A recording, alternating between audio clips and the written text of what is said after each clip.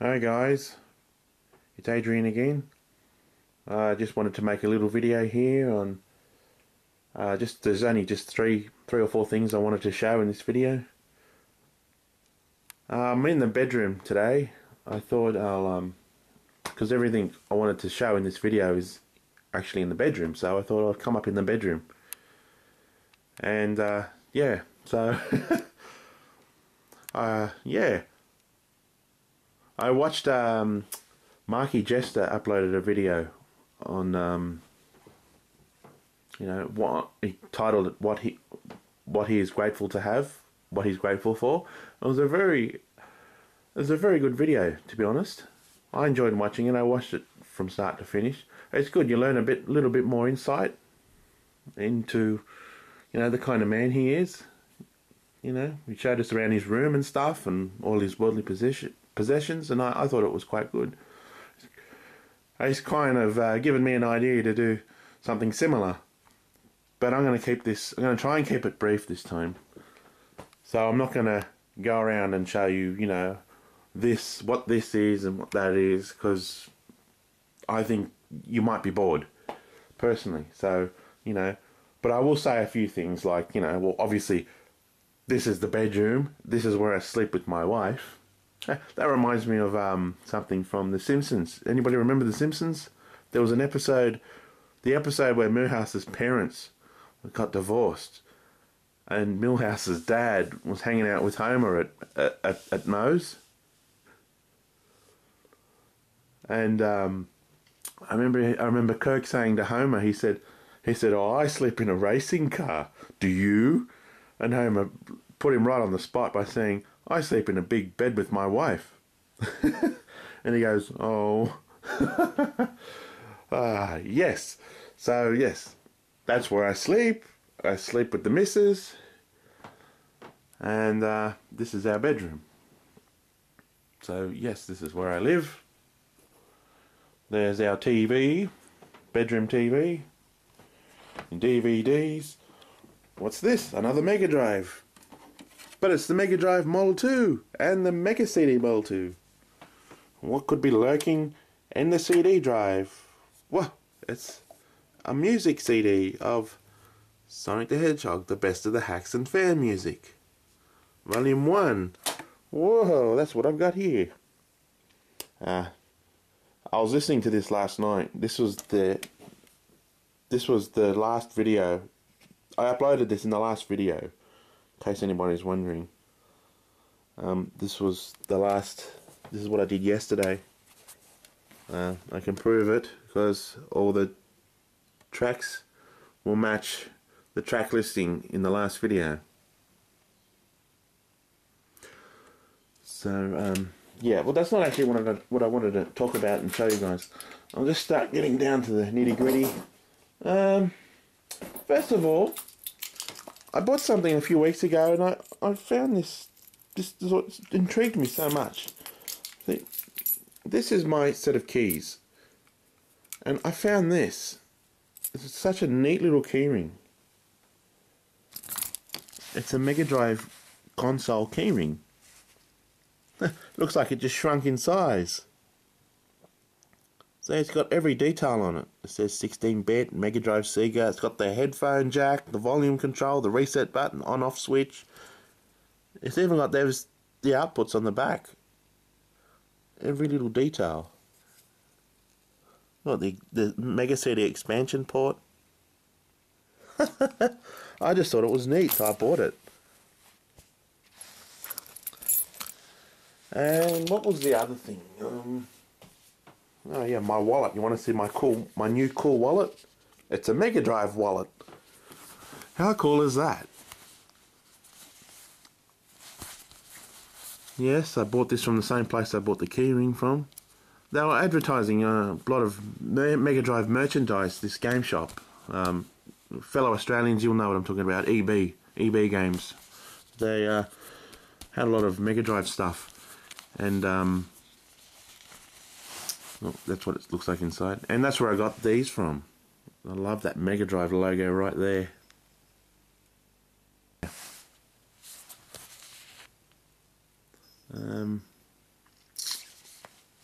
a neat wallet. Yeah, I got it from EB Games, and they're selling a lot of Mega Drive stuff at the moment because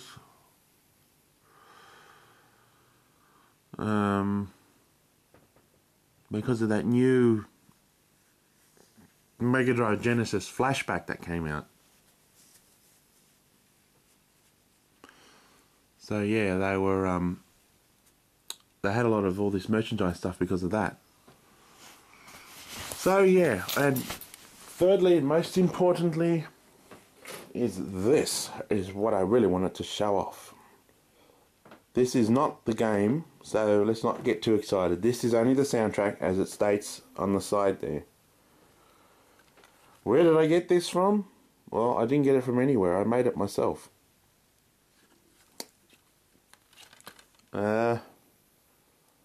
I know the soundtrack.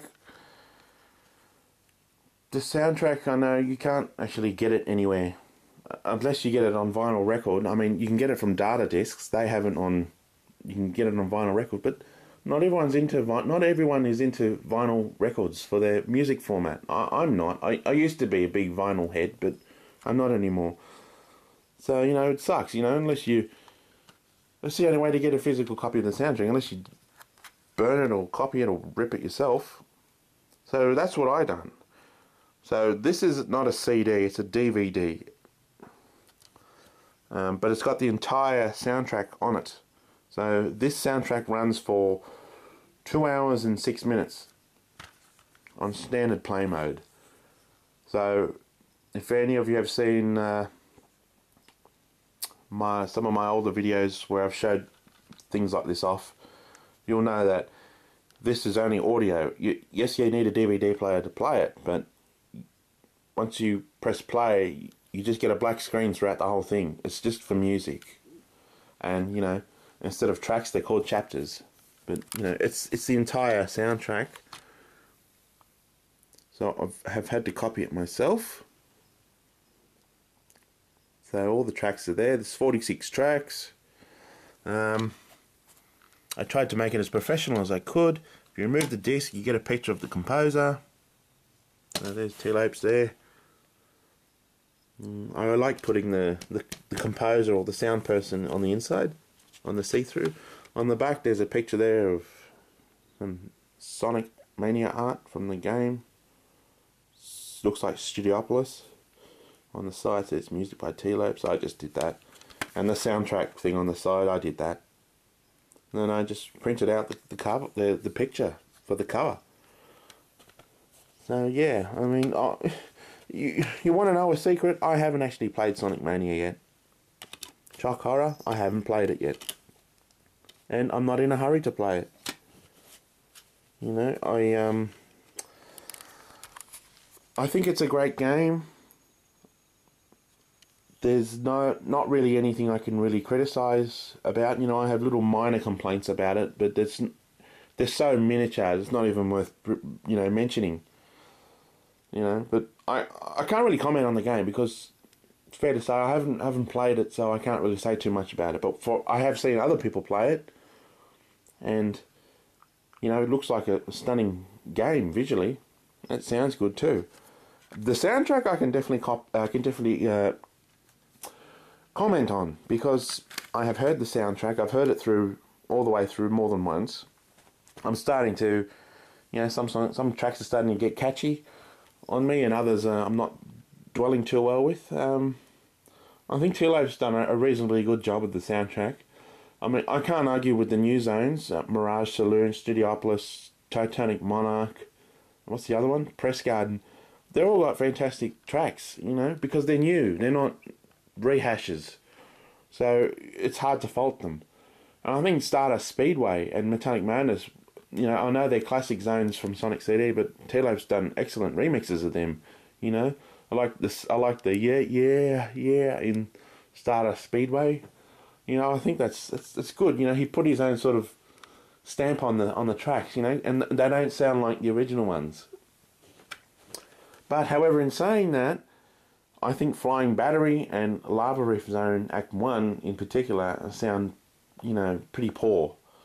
I mean, Lava Reef Zone Act 1 sounds almost identical to the Mega Drive Genesis original. I mean, it's even got the same FM synths, the same bass. You know, that do-do-do, do-do-do-do-do, do-do-do, that sound, you know, it's even got that on it. It's like all he did was put a bit of echo and reverb in the music. You know, to give it that CD polished sound. But Flying Battery is kind of the same too. But, you know, aside from Flying Battery and Lava Reef Zone Act 1, Green Hill's a bit cheesy too. But aside from that, all the rest are great, you know. I mean, the boss tracks are great. There's about like 7 or 8 boss tracks in this game, and they're really good. You know, all the original tracks are great. It's just some of the rehashed classic ones that don't sound too exciting. And I think the worst one to represent that is Lava Reef Zone Act 1. Lava Reef Zone Act 2 is really good, you know. I like how he put that lead guitar in it. You know, I thought that was pretty neat. You know, that doo doo doo doo doo doo. That was pretty good. Oil Ocean Zone's music, yeah, it's not too bad. I mean, I noticed in Oil Ocean Zone Act 1 remix, I noticed he tried to do the same thing again. He tried. If you listen carefully, you can hear the same bass from the original Sonic 2 version. I mean, why does it have to do that? I mean, if it's a remix, just like, we would have been better off making it sound more techno housey, you know. Like Sonic CD have that do do do do do do do do do do do do do do, but instead it's got those Arabic, you know, congas and hand drums in it like the original, and it's got that do do do do do do, the same bass line. I mean, it's gonna have the same bass line, but I mean it's got the same bass guitar sound, the same slap blues bass, you know, that the exact same FM synth. It's a bit cheesy. I mean, but then, like, it's a great soundtrack overall. You know, it's decent. It's passable. It's definitely passable. It's just some tracks just don't sound that inspiring. That's all. Hydrocity, Act 1 and 2. Look, that's, to me, that's nothing special either. I mean, I as far as Flying Battery, Act 1 and 2, Hydrocity, Act 1 and 2. What else? Lava Reef Zone Act 1. I'd rather hear the originals than hear the versions on here, you know, because they're more or less the same. But then, you know, all the new material is great, you know. Press Guard, Act 1, Act 2, well, that's really good, you know. But then Stardust Speedway, he done a great job with Stardust Speedway Act 1 and 2. Two Lope's done a really good job with that. And Metallic Madness 1 and 2. You know, because they don't sound like the originals. He's not using the same sounds. He's using different samples, different instruments, you know, to do the mixing, and it's good, you know, it works. So that's all I really wanted to talk about in this video.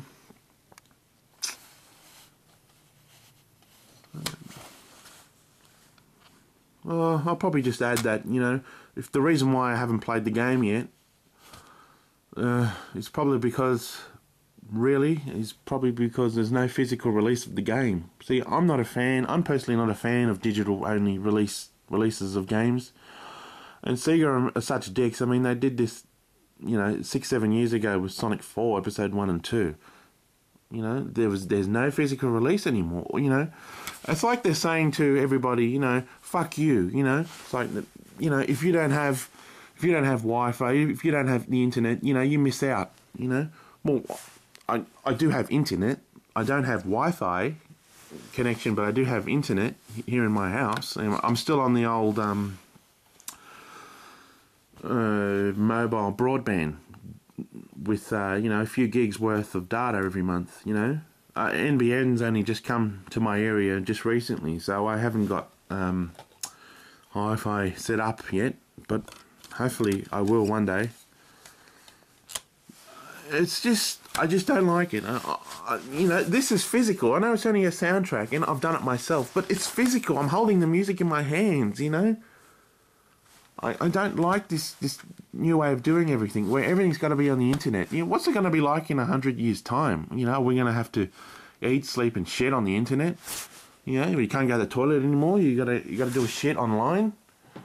It's like digital only release. I think that's fine, but there should be an option. You know, there should be physical. Get a physical version on a disc.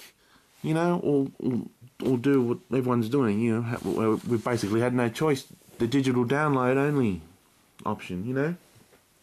See, I don't have any of the recent consoles. I don't have a PS4. I don't have an Xbox One or a Nintendo Switch, and I have no desire to ever get one of them. You know, what's the point? What, in 3, 4, 5 years time from now they'll be old, and then something new will come out. You can't catch up anymore. You know, I stopped buying video game consoles, I think, in the 7th generation. You know, the Xbox 360 was the last one I bought. And it was a mistake buying it, really, because I hardly play it. You know, and before that I got a Nintendo GameCube. That was, you know, a few years before that. And I got a PS2, I got a PS1. Okay, they're all old now, but that's... you know, that's kind of when I stopped. With the Xbox 360, I thought, I'm not going to do this anymore, because, you know, physical retail versions are dying. And, you know, when you walk into a game shop now, you know, there's only half of what there used to be with physical retail games. But anyway, going back on track, you know, if Sega would have released a physical version of Sonic Mania on PC, yeah, I'd go out tomorrow or today and buy it in a split second. You know, we wouldn't have had that stupid DRM de novo problem either. You know, where you were forced to play online. I heard about it. You know, all that shit. I just I'm not a fan of just digital only release. You know, Sega and all these video game companies have to understand that not everyone has Wi-Fi, not everyone has internet. There should be the option of physical and digital, not just have digital. You know, we're already living in the space age. You know, it's just there's nothing wrong with the game. I'm not criticizing the game. Okay, like I said before, I have little issues with it from what I have seen, but I'm not going to talk about it here in the video because I haven't played the game. And you want to know another thing that I've been keeping from everyone? I have never played Sonic 4 Episode 1 or Episode 2 for the same reason. There's no physical version, so I'm like, well, fuck it, I'm not going to bother. You know, that's my way of thinking, you know. I don't... It's a great game from what I've seen. I'm just not happy with the way Sonic Mania has been distributed, you know. And it's not the development team's fault. It's got nothing to do with Pagoda West or Headcanon or Christian Whitehead. Those guys are awesome.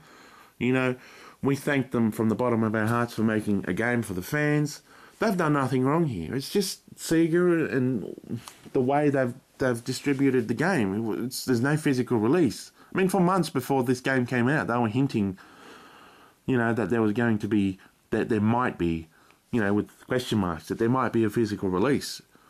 But it never happened, you know. Doesn't surprise me. I mean, they're saving lots of money on box art, on cases, on, you know, the actual physical format, you know. It's just, this is not my cup of tea. I want physical versions of games, and if I can't get it, well then I guess I'm going to have to miss out. I'd rather miss out. And I'm not pouting over this game either. I'm not saying, oh, I wish I could play it, I wish I could play it, oh, I'm missing out on this and that. Personally, for me, it doesn't feel like I'm missing out on anything. Because I have a Mega Everdrive, I have hundreds of Sonic the Hedgehog, you know, Genesis ROM hacks, you know. They'll keep me entertained for, you know, for years of my life, you know. And there's always the original ones. But I'm not knocking this game. It's from what I've seen, it's great. And one day I would like to play it one day, you know, and experience it for myself. I'm just not in a hurry to play it. It's just, you know, there's not gonna, if they're gonna take the dick way out, Sega, and say to us, well, fuck you. If you don't have internet, you don't have Wi-Fi, you miss out. Well, you know, that's it. Yes, I got a PC, and I if I really wanted to, I suppose I could download the PC version, but you know, I was hesitating for a while, and then that DRM de novo, you know, problem came out when the PC version came out, and I was like, oh, that sort of made up my mind for me that, you know, I'm not going to bother. You know, with my PC is quite old, and I'm not about to go out and get another one, you know, an up-to-date one, but you got to have all these system requirements, and you got to have Windows, whatever it is, Windows 10. You know, I'm not even sure I'm up to date. You know, I probably should check and keep an eye on things, but you know, I'm not a big tech head on computer stuff.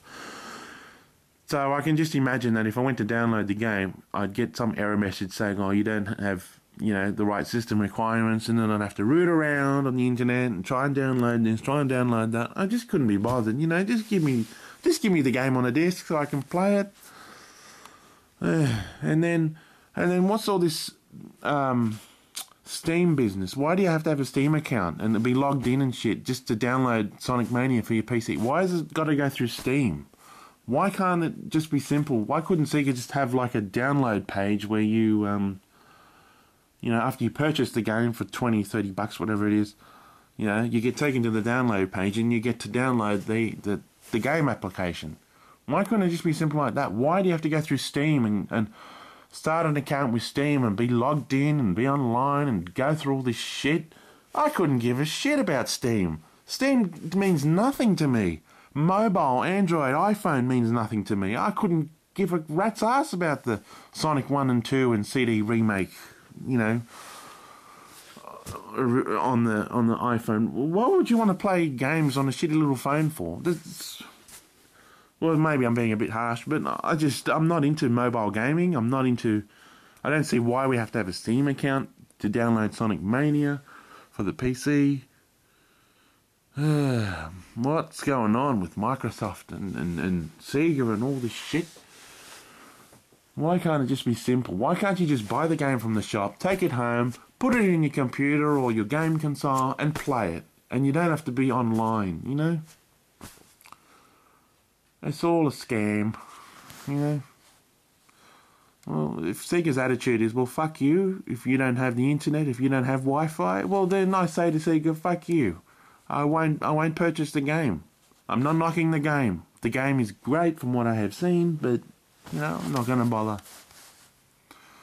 I got the soundtrack. At least I got the soundtrack, and I can comment on the soundtrack. But as the actual game, no comment, because I haven't played it. So, yeah, that's all I really wanted to talk about, guys. You know, it's a new addition to my VGM library. I tried to make it as professional as I could.